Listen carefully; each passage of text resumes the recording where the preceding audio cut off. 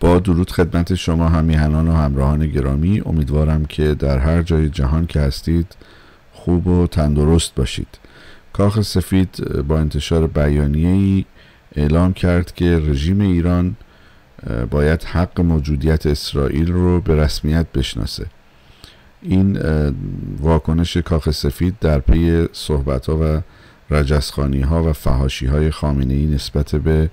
پرزیدنت ترامپ و البته که دولت اسرائیل بود. در پی سخنان علی خامنه‌ای درباره رد پیشنهاد گفتگوی مستقیم با دونالد ترامپ، کاخ سفید اعلام کرد که درهای دیپلماسی هنوز بسته نیست، اما تأکید کرد تا زمانی که رهبران جمهوری اسلامی تروریسم را کنار نگذارند و حق موجودیت اسرائیل را به رسمیت نشناسند، صلحی در خاورمیانه متصور نخواهد بود. این صحبت رو هفته پیش که پرزیدنت ترامپ سفری به اسرائیل داشتند، در سخنرانی خودشون در کنست پارلمان اسرائیل هم تلویحاً اعلام کردند که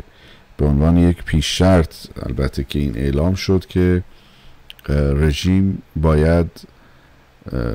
برای هر گونه مذاکره و توافق با ایالات متحده از قبل اسرائیل رو و موجودیتش رو به رسمیت بشناسه و این درخواست دولت ترامپ در حالی است که این رژیم حتی پیش از به قدرت رسیدن خمینی در کتاب‌های خودش، در سخنرانی‌های خودش اسرائیل رو به عنوان غده سرطانی در منطقه اعلام کرده بود و پس از اینکه به قدرت رسید دیدیم که چه سیاست خصمانه و اهریمنانه‌ای رو نسبت به اسرائیل پیش برد و تنها دولتی هست و حکومتی هست، اگر به عنوان دولت و حکومت قبولشون بکنیم، که بیشتر به فرقه های تروریستی و گروه های تروریستی شباهت دارند و واقعا هم هستند. این اولین دولت و حکومتی بود که به طور رسمی خواهان نابودی اسرائیل بود و هست و اکنون با این پیش شرطی که دولت ترامپ برای چندمین بار اعلام میکنه و برای رسیدن به صلح و توافق با رژیم، در واقع حکم مرگ رژیم هست که اگر این رو قبول بکنه که نخواهد کرد، مرگ خودش رو امضا کرده. در این گزارش اومده که پس از آن که علی خامنه‌ای رهبر جمهوری اسلامی پیشنهاد گفتگوی مستقیم دونالد ترامپ را تحمیل سیاسی و نه یک توافق واقعی توصیف کرد، مقام‌های امریکایی با تاکید بر رویکرد دیپلماتیک دولت ترامپ از تهران خواستند مسیر خود را تغییر دهد که این واقعا غیر قابل تصور هست که این رژیم با صحبت‌های دیروز خامنه‌ای راه خودش رو تغییر بده، حتی یک ذره از اون چیزی که هستند تغییر نخواهند کرد و عقب نشینی نخواهند کرد. اظهارات علی خامنه‌ای در شرایطی مطرح شد که استیو ویتکاف، نماینده ترامپ در امور خاورمیانه، تاکید کرد واشنگتن تماس‌هایی از مقام‌های جمهوری اسلامی دریافت کرده و در پی آن است که یک راه حل دیپلماتیک بلند مدت در این زمینه بیابد. از سوی دیگر سخنگوی وزارت امور خارجه جمهوری اسلامی نیز در این باره گفت تماس‌ها با واسطه میان ایران و ایالات متحده کم و بیش برقرار است، اما فعلا خبری از مذاکرات تهران و واشنگتن نیست.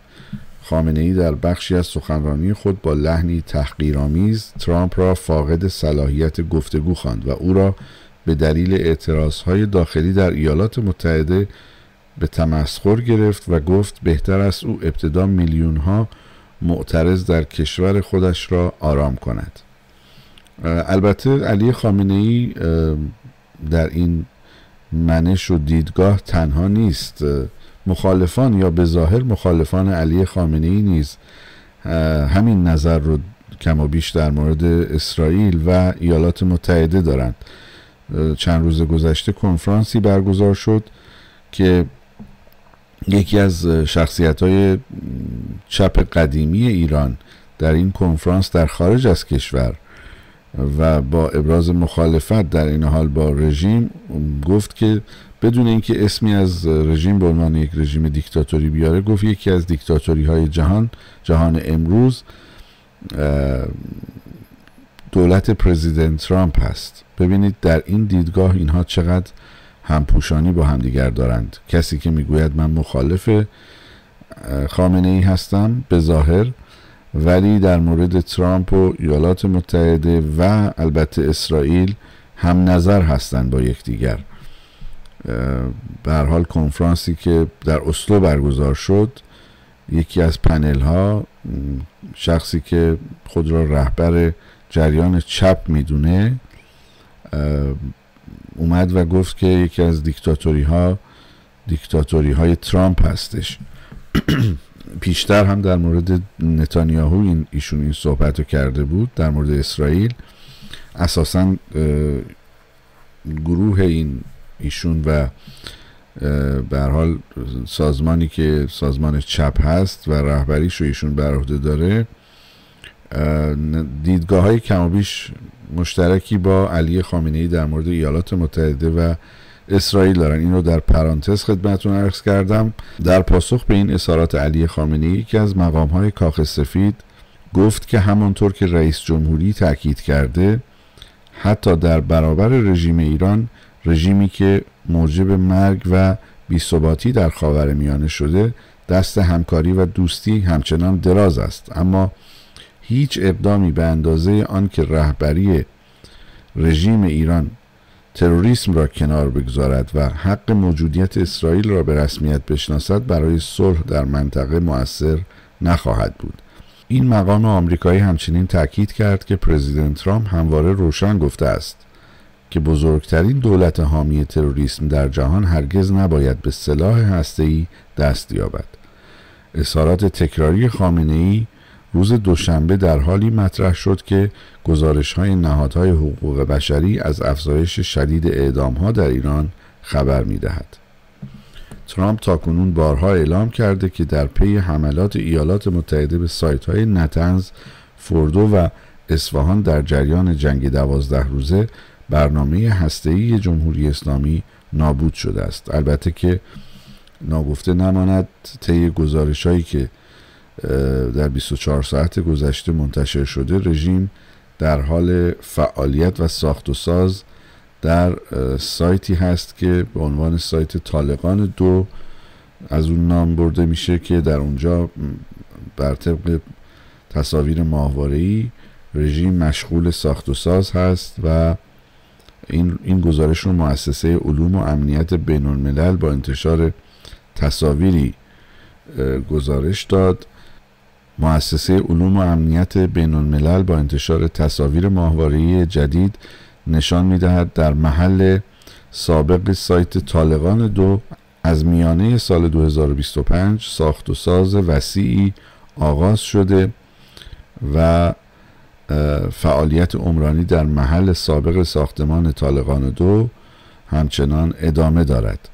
تحلیلگران این مؤسسه احتمال دادند که ساختمان بزرگ ممکن است برای برپایی مجدد فعالیت‌هایی چون آزمایش‌های انفجاری یا تولید مواد منفجره طراحی شده باشند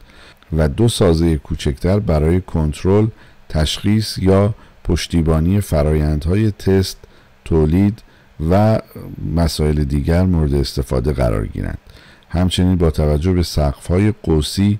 احتمال دارد در مراحل بعدی تمام سازه‌ها با خاک پوشانده شوند تا کاربریشان به صورت بنکر تقویت شود و در برابر حملات هوایی آینده تاب‌آوری بیشتری پیدا کنند. در این صورت سازه‌های جانبی می‌توانند نقش ورودی‌ها یا تله‌های کاهش اثر انفجار را ایفا کنند. محققان تأکید می‌کنند که برای نتیجه گیری دقیق‌تر نیاز به اطلاعات بیشتر و بررسی‌های تکمیلی هست و اعلام کردند که پایش ماهواره‌ای این سایت را ادامه خواهند داد و هر گونه تغییر مشهود را گزارش خواهند کرد. در غیاب داده‌های تکمیلی، سوال اصلی همچنان پابرجاست: آیا این ساختمان ها صرفاً پروژه های عمرانی غیر هسته‌ای اند یا نشانه ای از تلاش برای احیای بخش هایی از ظرفیت های مرتبط با تسلیحات گذشته؟ و میشه به این گزارش این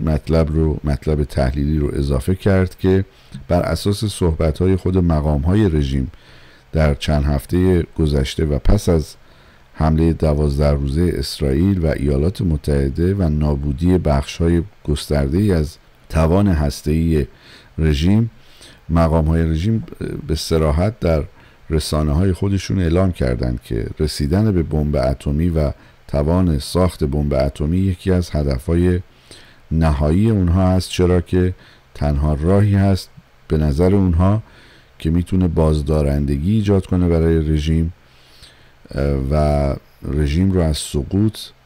و حملات دوباره مسئول بکنه. بر پای این صحبت‌های خود مقام‌های رژیم میشه گفت که این فعالیت‌ها در راستای دستیابی هرچه سریعتر به بمب اتم، اونطوری که رفسنجانی سالها پیش گفت، اولین بمب اتمی اسلامی رو تلاش دارن که به دست بیارن که بتونن شرایطی رو ایجاد بکنن مانند آنچه که در مورد کره شمالی هست. این گزارشی بود در مورد این بیانیه کاخ سفید که بسیار بسیار مهم هست که پیش شرطی رو برای بار دیگر در مورد به رسمیت شناختن اسرائیل از سوی رژیم اعلام می کنند. باور داشته باشیم که نور بر تاریکی پیروز خواهد شد و ایران ما آزاد خواهد شد به زودی اگر تک تک ما ایرانیان وظیفه ملی خودمون رو در مبارزه و نبرد با سیاهی 57 و رژیم برآمده از اون رژیم جمهوری اسلامی انجام بدیم. پاینده ایران.